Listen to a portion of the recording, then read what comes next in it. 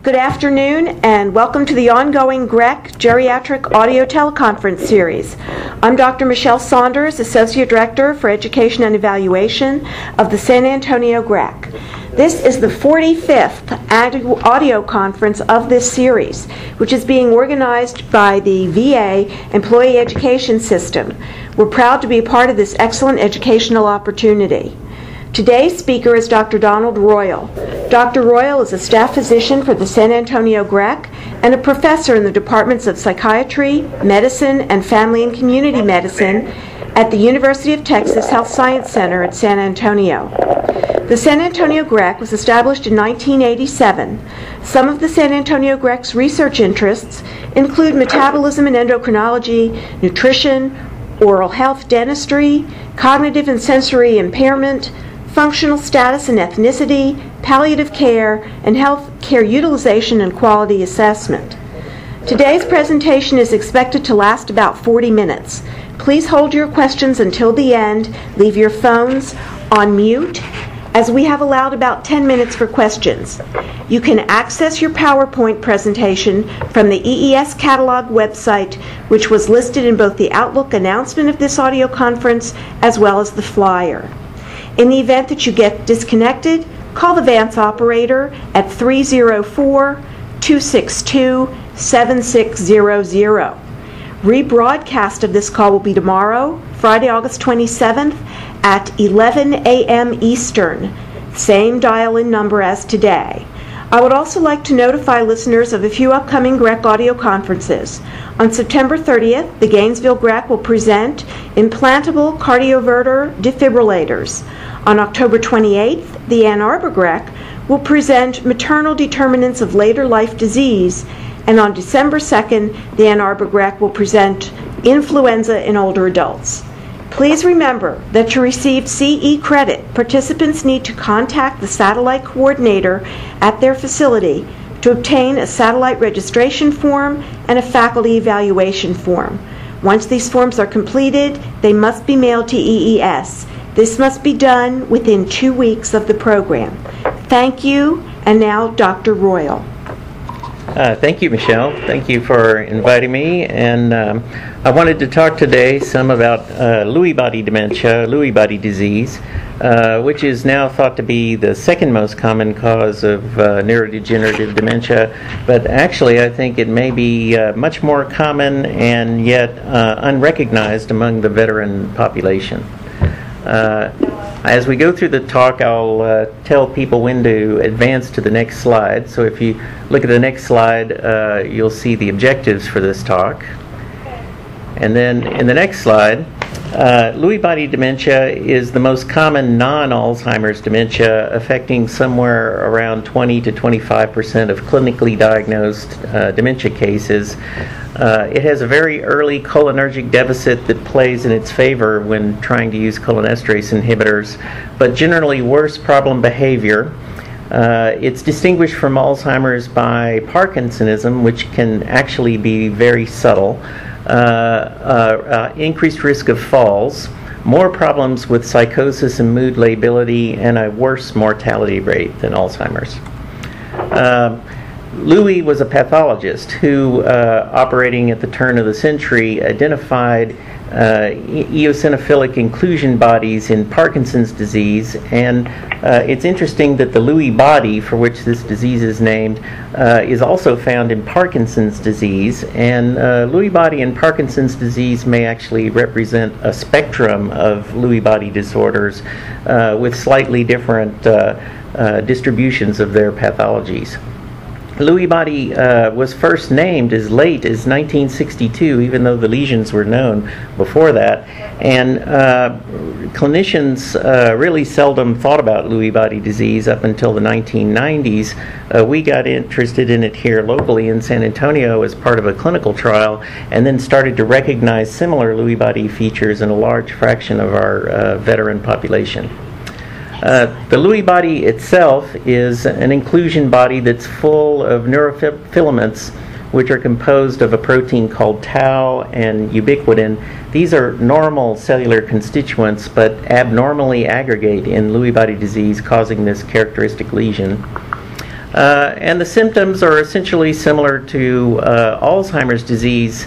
And there's a cortical type dementia similar to Alzheimer's, and then two of the following three phenomena should be present. Parkinsonism, which, like I said, is often not very impressive, and sometimes you have to look for it. Hallucinations, particularly visual hallucinations of generally small people, animals. They're very detailed, they tend to be dynamic, and they often occur in and around sleep. And spells, which are variously described as cognitive fluctuations, maybe sundowning, particularly confusional episodes that occur at night might be signs of Lewy body disease for reasons that we'll go into later. Most Lewy body disease at autopsy doesn't develop in isolation. It's actually superimposed on top of other pathologies, particularly Alzheimer's disease. So I think the clinical features of what is recognized as Lewy body disease often blur into Alzheimer's. And it's useful to think of mixed Lewy body and Alzheimer's as opposed to pure Lewy body disease. Alzheimer's gives you a particular kind of amnestic memory impairment that's less common in Lewy body disease. As you get more towards a pure Lewy body disease, and you actually get more of an executive impairment, and less memory loss is less impressive. If you go to the next slide, the stages of Lewy body disease, when the cases are mixed, you get a case that's very much like Alzheimer's and yet has more of the Lewy body symptoms. The next slide, the cognitive features may reflect these comorbid disease. But in the other hand, next slide, if you think about Lewy body disease, you get a slightly different picture. Now, before we get into the features of pure Lewy body disease, I want to remind you of how Alzheimer's pathology and now we recognize that Lewy body pathology are spreading through the disease. And if you think about Alzheimer's disease, next slide, we generally stage it at autopsy according to what are called Braak stages. These are 6 stages of the spread of tangles, one of the 2 Alzheimer's pathologies, through the brain, and they spread in a particular interesting hierarchical progression that appears to start near the first cranial nerve, or the olfactory cortex, and then spread to limbic structures and the rest of the brain in a stepwise progression that's very unusual. And if you go to the next slide, you'll see a visual representation of this taken from a French data set where they actually looked at 138 or so consecutive autopsies and graphed for you here the spread of the Alzheimer's tangles through the brain. So in this graph, each column, each thin little column is an autopsy case, and each row is a different region of interest in the brain. So as the lesions develop, next slide, you can see literally this stepwise propagation of the tangles through the brain, spreading from one region to the next one, to the next one, to the next one. Next slide. And for your convenience, at the top I've coded in red which cases were diagnosed as demented in life before they died. Next slide. And you can see that there's a critical step in the development of Alzheimer's pathology where most of the dementia develops. And that particular step is when the wave of the pathology finally reaches the frontal lobes. Now, if you go to the next slide, the same group in Germany, Braak, has been showing that Lewy bodies are spreading through the brain in a similar stepwise progression. In the case of Lewy body disease, though, the sequence doesn't begin in the olfactory cortex, or the first cranial nerve. It appears to begin in the 10th cranial nerve, the vagus nerve, which connects several of the organs of your body to the brain through an important nerve called the vagus nerve, which is part of the autonomic nervous system. And this may explain why Lewy body patients have a lot of problems with falls and cardiac arrhythmias and impairments of other organs, and many of these problems develop in advance of the clinical recognition of dementia. So if you go to the next slide, you can see how Lewy bodies appear to be spreading through the brain. They come up from the brainstem, very primitive areas of the brain that are related to the control of gastrointestinal and cardiac function. And then it spreads upwards through parts of the brain that are related to important neurotransmitter systems. And then finally it arrives in the cortex in one of its later stages. Next slide. So in Lewy body disease, neuroimaging shows cortical deficits as the dementia develops. The most typical deficit is in the occipital regions, which are affected late in Alzheimer's disease. But in Lewy body disease, they're associated with the visual hallucinations and the Parkinsonism. However, there may be variants of Lewy body disease that present alternatively. And one of the important variants, next slide, is to have temporal lobe hypometabolism in a distribution that resembles Alzheimer's. And these cases are less likely to have hallucinations and Parkinsonism and more likely to have psychosis and other psychotic symptoms. And then finally, there's an orbitofrontal variant, next slide, which has more of a frontal distribution of the hypometabolism and more mood and anxiety symptoms. Before it reaches the cortex, though, the Lewy bodies are found in the brainstem and other parts of the brain and invade regions that are very important for the synthesis of certain neurotransmitters. So, for example, Lewy bodies involve the substantia nigra, which creates dopamine, and that pathology is associated with Parkinsonism. However, it's also in other regions like the nucleus basalis of Maynard, which is associated with acetylcholine and may explain the cognitive fluctuations. The locus coeruleus, which is another region that makes a neurotransmitter called norepinephrine, and that can be associated with agitation. And then a region called the dorsal raphe, which is associated with serotonin, and that region is associated with depression and mood disorders. So Lewy body patients tend to be ornery and to have a lot of emotional and neuropsychiatric phenomenon that may be less common in Alzheimer's. But it's also important to realize that the Lewy body pathology coming up from the vagus nerve is particularly likely to be expressed in regions of what are called the central autonomic pathway. And these regions are amongst the very few in the brain where a lesion is capable of causing a cardiac arrhythmia. So the Lewy body pathology is found in the insula, for example, the amygdala, and then deeper regions in the brainstem. And these may explain, this pathology may explain why Lewy body patients are particularly likely to suffer orthostasis, falls, cardiac arrhythmias. Particularly, there's reason to suspect atrial fibrillation is related to Parkinsonism and later Lewy body disease. Fainting spells, syncope, constipation, and incontinence.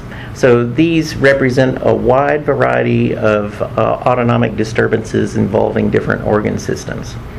And because of the way the Lewy bodies are propagating, like Alzheimer's, retrogradely and transsynaptically, there's even reason to suspect that the Lewy body disease starts outside the brain in the peripheral targets of the vagus nerve itself, and then enters the brain retrogradely along the vagus and its connections. And this may explain a wide range of preclinical medical problems in cases who subsequently declare incident Lewy body pathology, because the autonomic nervous system supplies virtually every major organ system in the body. So the Lewy body pathology can be demonstrated in a variety of these peripheral autonomic ganglia, and it's still controversial whether this pathology develops before the onset of CNS Lewy body disease or afterwards, but physiological data suggests that it may predate the involvement of the CNS by the Lewy body process. And so in some of the major autonomic ganglia, such as Auerbach's plexus, which supplies the colon, or the celiac ganglion, which supplies the bladder, the gastroesophageal junction, and even the preganglionic cardiac sympathetic ganglia. Lewy bodies can be found in each of these. And the next slide is a picture of Lewy bodies in some of these extracranial autonomic sites. A lot of this work is being done in Japan and Europe. And in the next slide is a slide of Lewy bodies being found in the sinoatrial node, which supplies the heart. And that pathology, next slide, is associated with an increased risk of atrial fibrillation. So it's possible that a wide range of medical problems may represent preclinical autonomic dysfunction as a preclinical symptom of the early Lewy body disease. This can actually be imaged, and several groups around the world are using cardiac scintigraphy with a radioactive compound called MIBG to diagnose Lewy body and diagnose it perhaps in preclinical cases before the onset of CNS disease. If you go to the next slide, you can see an image taken with a different compound that accidentally caught the preclinical cardiac involvement 5 years before the onset of Parkinsonism. So in the slide on the left is an image taken in July of 2001, and you can see that the heart is poorly imaged as of that date. But then in November of 2005, the patient had gone on to declare incident Parkinsonism, and the cardiac denervation is still present. But this is not a perfusion problem.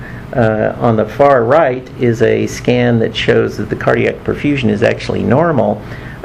What's missing is the sympathetic autonomic innervation of the heart, which deteriorates as a part of the Lewy body process.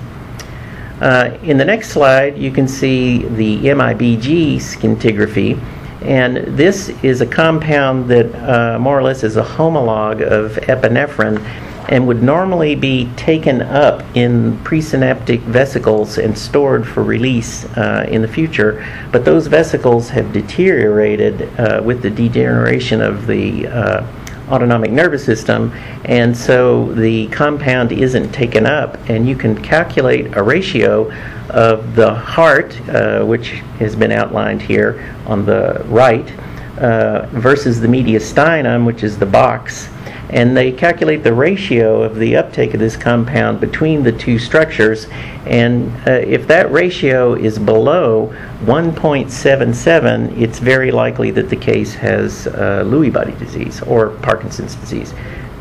Next slide. Several groups have recently shown very good specificity and accuracy in the discrimination of Lewy body disease from a wide variety of other conditions, with ROC curves greater than 0.9. 1.0 would be a perfect test. And so this recent study from Spain here contrasts controls on the right-hand slide at the far left from two groups with Lewy bodies. Parkinson's disease is the second group, and Lewy body disease is the third group. And then finally, another group, atrophic ALS, essentially, is not recognized as having this reduction in the heart to mediastinum MIBG ratio. If you go to the next slide, you'll see the results of a meta-analysis that we've performed, which is currently in press, of summarizing the MIBG results of 46 different studies discriminating Parkinson's and Lewy body from a wide variety of other conditions, and the ROC is exceptionally good. 0.987 would be almost a perfect test. In the next slide, you'll see a graph of the estimated probability of a case being Lewy body disease as a function of the heart to mediastinum ratio on the MIBG. And in the next slide, you'll see that Parkinson's and Lewy body disease appear on the far left with very low heart to mediastinum ratios, but that normal aging, progressive supranuclear palsy, multisystem atrophy, and Alzheimer's disease are on the far right. There was only one study that addressed vascular dementia and FTD, and it was indeterminate. So they came out somewhere in the middle, but very close to the abnormal critical threshold of 1.77 that we detected. So what I'd like to do next is present a case which describes how Lewy body disease can emerge from other conditions that don't appear to be related to Lewy body. So this is a case from our VA here, a 79-year-old with a very abnormal cardiac history. They had diabetes, hypertension, aortic valve repair, cardiovascular disease, a 2-vessel cabbage, a variety of cognitive measures that show a moderately advanced dementia and are nonspecific. Next slide. We distinguish two different dementia syndromes. Type 1 dementia is the type that would be typical of Alzheimer's disease. In this case, maps to that type of dementia, so it would remind you of an Alzheimer's case. He had some mild periventricular white matter disease in the next slide. And because of the vascular lesions and other reasons, we thought he might have vascular dementia and tried to treat him with high doses of sertraline that we had previously shown helped executive function in this type of cases. But he didn't respond, and we switched him to a different antidepressant with some stimulant effects, but that didn't help him either. Now in February of 2007, next slide, he had a fall, which remember orthostasis and falls are somewhat typical of Lewy body disease. We started to suspect that this might be going on and put him on a cholinesterase inhibitor. And unusually, I would say, for Alzheimer's disease, but perhaps more typically of Lewy body disease, he had an excellent response and his executive function improved with galantamine. The next slide shows his clock drawing performance on his first low dose of galantamine, and you can see his clock drawing is somewhat impaired. His mini-mental score is relatively good at 22 out of 30, and his exit score, however, is a test of executive function is very poor at 35 out of 50. That's a score that you would see in a locked dementia unit, despite his relatively good mini-mental. And on galantamine, next slide, 12 milligrams twice a day, his exit score drops to 19, which is about average for assisted living residents, and his clock drawing noticeably improves. Next slide, we pick up his story again. He developed a delirium spell, which is very common in Lewy body patients.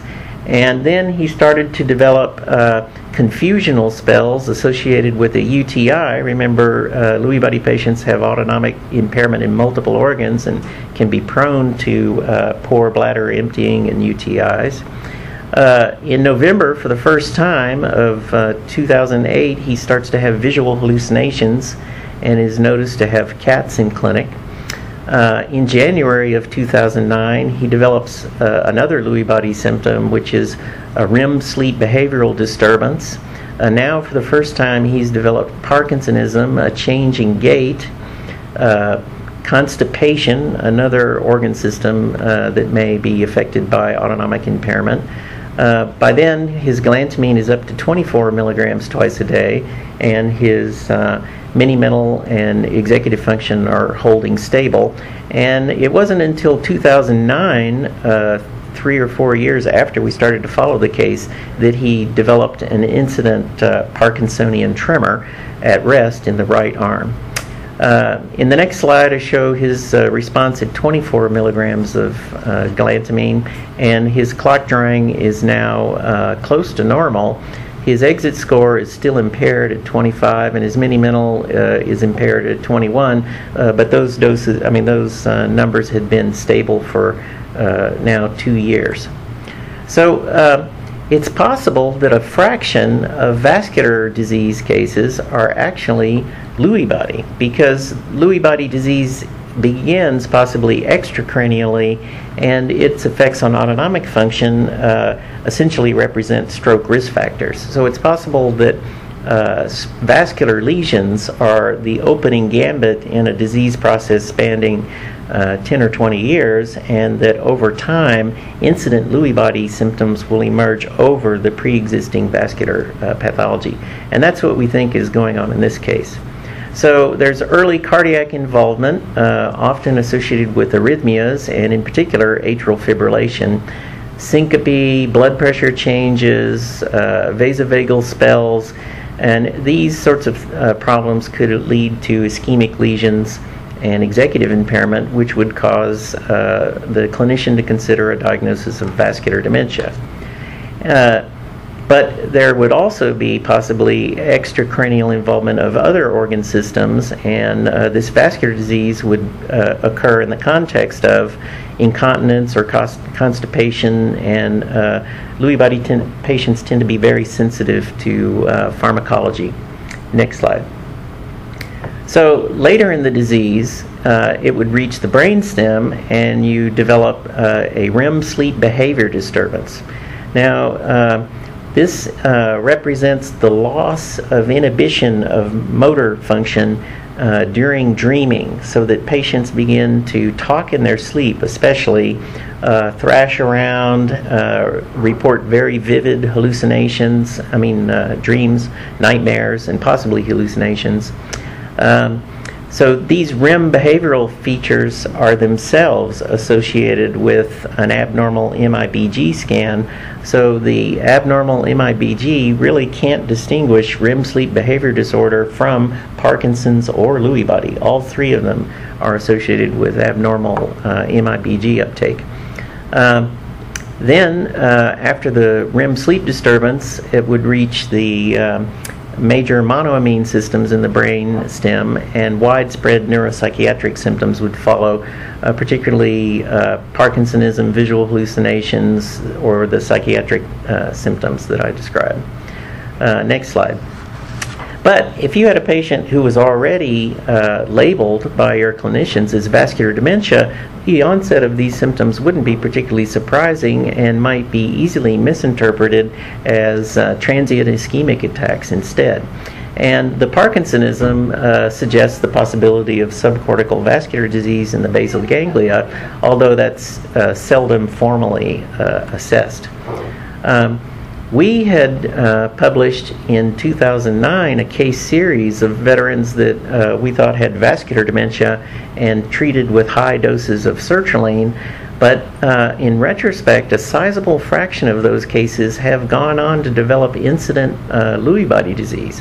So in the next slide, of the 35 cases that we put into that case series, 6 of them, or 17%, have gone on to convert to incident Lewy body disease at a mean follow-up of almost 2 years. At the time that we first saw them, a third of them had confirmed focal ischemic pathology, and 88% of them had white matter disease. So we had no problems calling them vascular disease at the time, but incidentally they've gone on to develop new Lewy body symptoms. And most of the ones that we've tested with MIBG, I think 9 out of 10 have confirmed the abnormal cardiac sympathetic innervation. At the time of their conversion, 2/3 of them have developed incident Parkinsonism, and 100% have developed REM sleep behavioral issues. Another 80% have developed visual hallucinations, and 2/3 of them have developed confusional spells.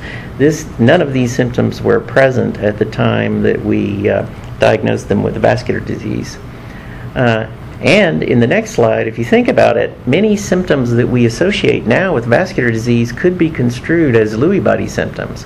So, for example, in the Hachinsky Ischemic Index in 1975, the original version, there were several symptoms that Hachinsky associated with vascular disease that sound a lot like Lewy body disease in retrospect, particularly nighttime confusion, which might represent the REM sleep behavior disturbance, and the fluctuating course, which is a feature of clinical Lewy body disease.